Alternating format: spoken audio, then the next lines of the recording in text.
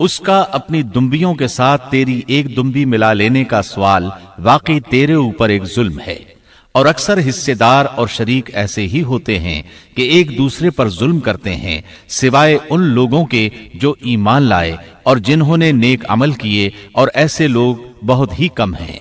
داؤد علیہ السلام نے دوسرے بھائی کی بات سنے بغیر ہی اسے ظالم ٹھہرا دیا۔ آپ کا فیصلہ سنتے ہی دوسرا بول اٹھا، آپ نے میری بات تو سنی ہی نہیں اور فیصلہ دے دیا، پہلے آپ میری بات تو سنتے۔ داؤد علیہ السلام فوراً بھانپ گئے کہ ان سے غلطی ہوئی ہے اور سمجھ گئے کہ یہ اللہ تعالیٰ کی طرف سے آزمائش ہے۔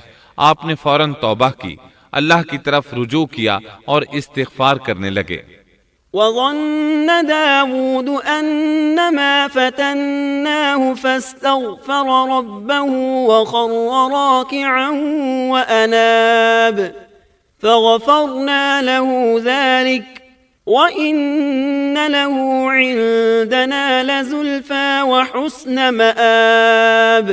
اور داود سمجھ گئے کہ ہم نے انہیں آزمایا ہے، پھر تو اپنے رب سے استغفار کرنے لگے اور عاجزی کرتے ہوئے سجدے میں گر پڑے اور پوری طرح رجوع کیا، پس ہم نے بھی ان کا وہ قصور معاف کر دیا، یقیناً وہ ہمارے نزدیک بڑے مرتبے والے اور بہت اچھے ٹھکانے والے ہیں۔ اس کے بعد اللہ تعالیٰ سورۃ صاد آیت 26 میں فرماتے ہیں، يا داود إنا جعلناك خليفة في الأرض فاحكم بين الناس بالحق ولا تتبع الهوى فيضلك عن سبيل الله إن الذين يضلون عن سبيل الله لهم عذاب شديد بما نسوا يوم الحساب۔ اے داود، ہم نے تمہیں زمین میں خلیفہ بنا دیا، تم لوگوں کے درمیان حق کے ساتھ فیصلہ کیا کرو اور اپنی نفسانی خواہش کی پیروی نہ کرو، ورنہ وہ تمہیں اللہ کی راہ سے بھٹکا دے گی۔ یقیناً جو لوگ اللہ کی راہ سے بھٹک جاتے ہیں ان کے لیے سخت عذاب ہے، اس لیے کہ انہوں نے حساب کے دن کو بھلا دیا ہے۔ اس طرح داؤد علیہ السلام اللہ تعالیٰ کے اس فرمان کے مطابق فیصلے کرنے لگے۔ اللہ کے ہاں ان کا احترام اور اکرام اور بڑھ گیا۔ آپ کثرت سے روزے رکھتے اور خوب عبادت کرتے۔ آپ اس وقت تمام انسانوں سے بڑھ کر اللہ کی عبادت کرنے والے تھے۔ امام بخاری نے ایک حدیث نقل کی ہے جس کے الفاظ کچھ اس طرح ہیں، احب الصلاة الى اللہ صلاة داود واحب الصيام الى اللہ صيام داود وكان ينام نصف الليل ويقوم ثلثه وينام سدسه وكان يصوم يوما ويفطر يوما ولا يفر اذا لاقى۔ اللہ تعالیٰ کے نزدیک سب سے محبوب نماز داود علیہ السلام کی نماز ہے، اور اللہ تعالیٰ کی طرف سب سے محبوب روزہ داود علیہ السلام کا روزہ ہے۔ وہ رات کا آدھا حصہ نیند فرماتے، اس کے بعد تہائی رات قیام کرتے اور رات کے چھٹے حصے میں سو جاتے تھے۔ ایک دن روزہ رکھتے اور ایک دن روزہ چھوڑ دیتے تھے۔ لڑائی میں جب دشمن سے مقابلہ ہوتا تو بھاگتے نہیں تھے۔ اس حدیث میں نفل نماز یعنی نماز تہجد اور نفلی روزے کا ذکر ہوا ہے۔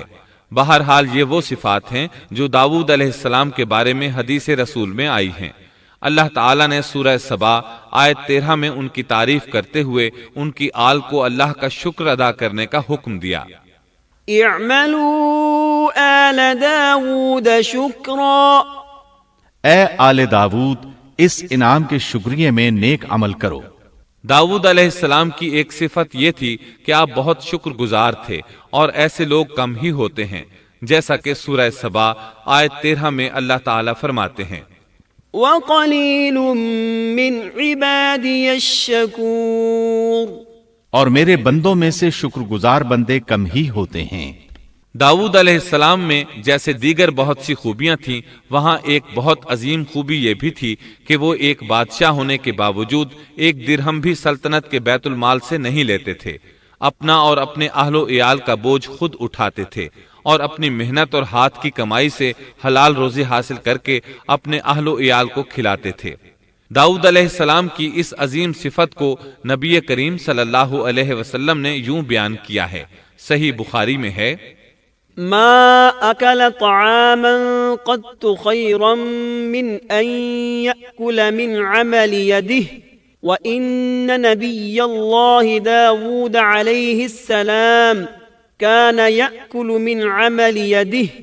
کسی انسان نے اس شخص سے بہتر روزی نہیں کھائی جو خود اپنے ہاتھ سے کما کر کھاتا ہے۔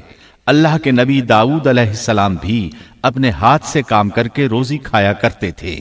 بعض مفسرین بیان کرتے ہیں کہ داؤد علیہ السلام دعا مانگا کرتے تھے کہ اے میرے اللہ، کوئی ایسی صورت پیدا کر دے کہ میرے لیے ہاتھ کی کمائی آسان ہو جائے، کیونکہ میں بیت المال پر اپنا بوجھ نہیں ڈالنا چاہتا۔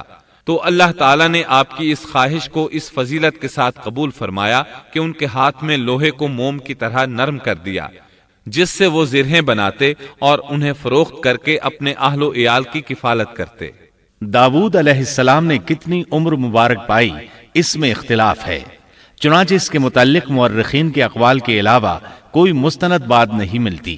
عبداللہ بن عباس رضی اللہ عنہما فرماتے ہیں کہ داؤد علیہ السلام کی وفات ہفتے کے دن اچانک ہوئی۔ وہ ہفتے کے دن مقررہ عبادت میں مشغول تھے اور پرندے قطارے باندھے ان پر سایہ فگن تھے کہ اچانک اس حالت میں ان کا انتقال ہو گیا۔ اس کے بعد آپ کے فرزند ارجمند نے امور سلطنت کو سنبھال لیا۔ یہ سلیمان علیہ السلام تھے۔ اللہ تعالیٰ نے آپ کو بہت سی خوبیاں اور معجزات عطا فرمائے۔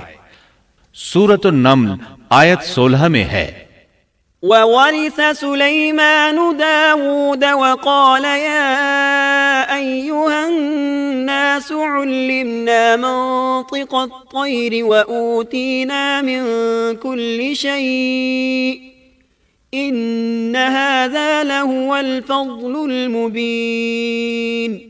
اور داؤد کے وارث سلیمان ہوئے، کہنے لگے لوگوں، ہمیں پرندوں کی بولی سکھلائی گئی ہے اور ہم سب کچھ دیے گئے ہیں، بے شک یہ بالکل کھلا ہوا فضل الہی ہے۔ یہاں وراثت سے مراد مال نہیں بلکہ بادشاہت اور نبوت مراد ہے۔ اللہ تعالیٰ نے انہیں ایسا بادشاہ بنایا کہ ساری دنیا میں ان جیسا کوئی نہیں ہوا، آپ سے بڑھ کر بادشاہت بھی کسی کی نہ ہو سکی، کیونکہ خود سلیمان علیہ السلام نے یہ دعا کی تھی کہ الہی مجھے ایسی سلطنت عطا فرما کہ جو میرے بعد اور کسی کے شایان شان نہ ہو۔ قال رب هب لي ملكا لا ينبغي لأحد من بعدي إنك أنت الوهاب فسخرنا له الريح تجري بأمره رخاء حيث أصاب والشياطين كل بناء وغواص وآخرين مقرنين في الأصفاد۔ کہا کہ اے میرے رب، مجھے بخش دے اور مجھے ایسا ملک عطا فرما جو میرے سوا کسی شخص کے لائق نہ ہو، تو بڑا ہی دینے والا ہے۔ پس ہم نے ہوا کو ان کے ماتحت کر دیا، وہ آپ کے حکم سے جہاں آپ چاہتے نرمی سے پہنچا